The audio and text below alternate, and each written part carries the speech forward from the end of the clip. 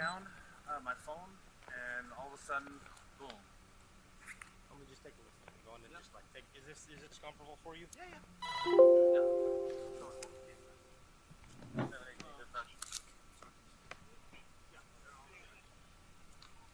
Why don't you have the camera? We're still gonna have our medic come and check you out, all right? Yeah.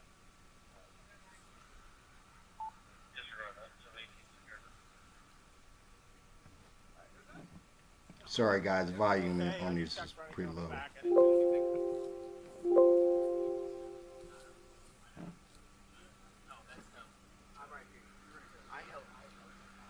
Your glasses and put it on top of the hood and you're on top. And then go ahead and have a seat all the way on the push button. And then go ahead and bring your feet towards you. All the way. Perfect. And how much have you got to drink today? None? Do you take any medication? So I told y'all about how a couple shows ago about how I was back home in Indiana and decided that I was going to go out and I had been drinking, so I decided I was going to do the sobriety test in my sister's kitchen. And needless to say, I didn't go out that night because I realized that I couldn't complete these tasks, successfully. I didn't want to jeopardize myself. So the biggest thing that we're going to take from this video, and it's not the whole body cam footage, this is probably just like six minutes that extra put out.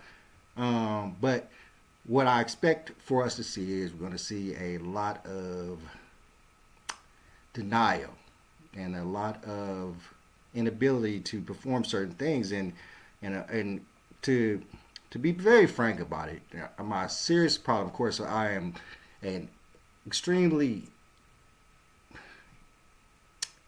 hater of drinking and driving. Extreme hater. Lost some friends because of that. Extreme hater of drinking and driving. So we're just going to watch this, see how one of a lot of people's idols is doing while he's driving and drinking. Let's check it out.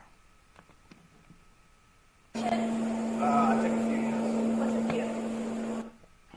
All right. So I already admitted that he was drinking. Ibuprofen, and Did you take all of them today? Yes. Yeah. At what time? Morning, night? Morning. Oh, maybe he didn't. I'm sorry. no, ibuprofen 8 and. Why did he cut him off?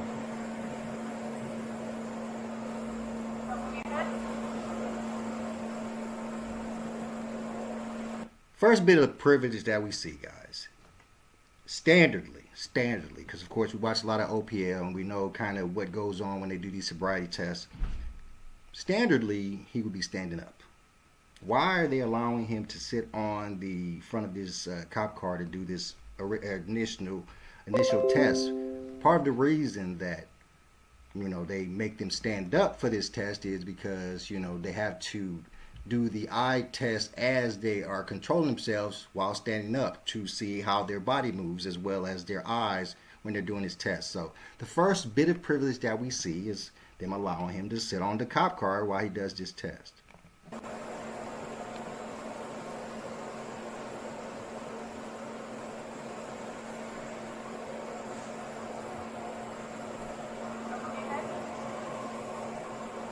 He's moving his head bad too.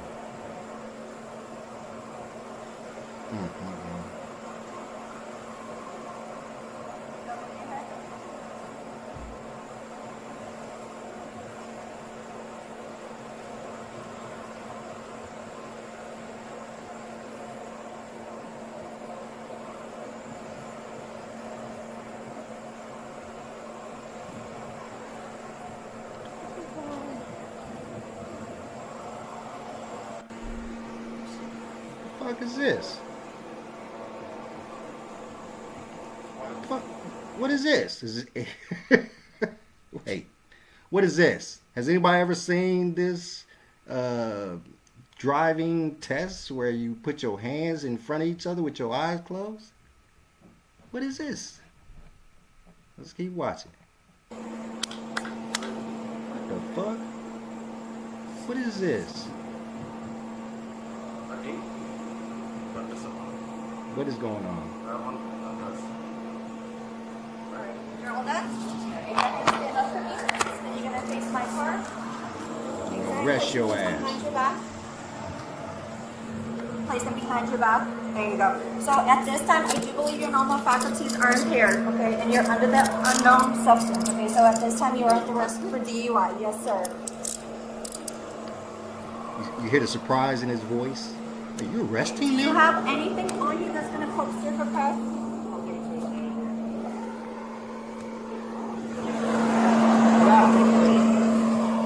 Nothing I need to know about guns, knives, bomb, drugs, anything that provoke, stick, or stab me? Nope. Can you spread your legs for me?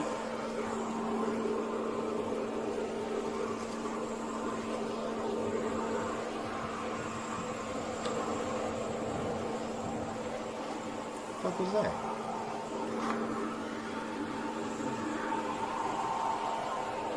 Some of them focus gummies.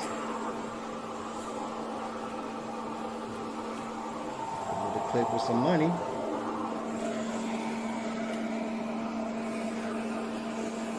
I never did like money clips. You don't want people to see what kind of bread you got when you pull out your money. That's stupid.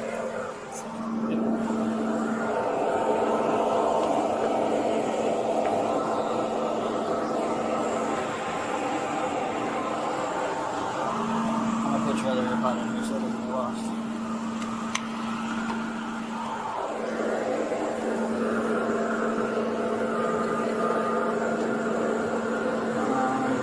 Get a bag. Yeah, this bag. Can you just take them? Yeah. That's a narco. Narco? Yep. Okay. Narco? He just got random pills in his pocket and Says shit. narco.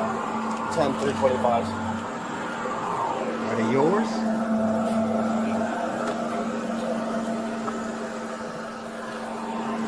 See, instantly, if it was a regular person, or maybe even not if it was a regular person, you pull out some pills out of a person's pocket, you're going to be like, oh, you know, these drugs, why ain't you got them in a little container with your name on them? Why you walking around with drugs just willy-nilly in your pocket? And he admitted they're narcos. So now, if he doesn't prove that he's prescribed narcos, that's another charge that he going to catch. Man, come on, bro. The whole thing for me is, he's rich. He's rich, guys. He's got money. He's got enough money that he can afford a driver. And that's the biggest thing for me. That is the absolutely biggest thing for me. Because, you can drink all you want. I don't care if you drink. But you drinking and you putting other people's lives in danger. You see the wreck. You see how the vehicle he was in is sideways. Think about the first wreck that we knew about that he was in. That fool almost died in that one. Almost died. But there was no question about if he was drinking or anything like that. There was no investigation of anything like that because he almost died. Come on, you got to learn from your mistakes, guys. I realize if you do have something else, please tell us now. I have nothing else. Okay, it's one of the disclaimers we gotta give. That nigga, he drunk, high as fuck. Hiccuping this shit.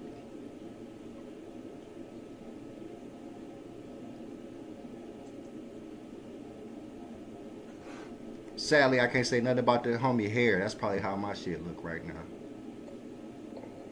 You got the hiccups bad.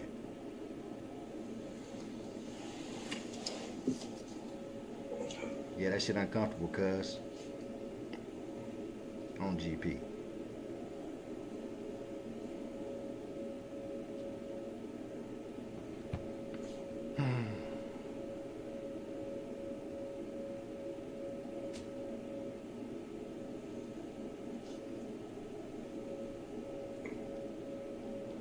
You just trying to get some sleep. You don't have a care in the world. Hiccup's kicking his ass though. You get a video of him making a statement about him calling Trump and all that kind of good stuff. Pretty much, exacerbating the idea that he's a person of privilege and these bad things shouldn't happen to him. But the fact of the matter is that you drink and drive, I'm not gonna take that back. You drinking and driving, it's gonna depend on who you are. If you're a famous black person, your ass is gonna get kicked just like everybody else. It's just what it is. I mean, we can sit here and act like it has nothing to do with the color of his skin and all that kind of stuff. But we did the story about Vince McMahon not that long ago, and there was no sobriety test, nothing on him when it came to checking out why he was speeding down the street and running into BMWs with no care in the world. But as much as I am a fan of Tiger Woods, and I truly believe in his greatness as a golfer, and he has been a pinnacle of growth when it comes to the black culture, when it comes to golf and everything like that.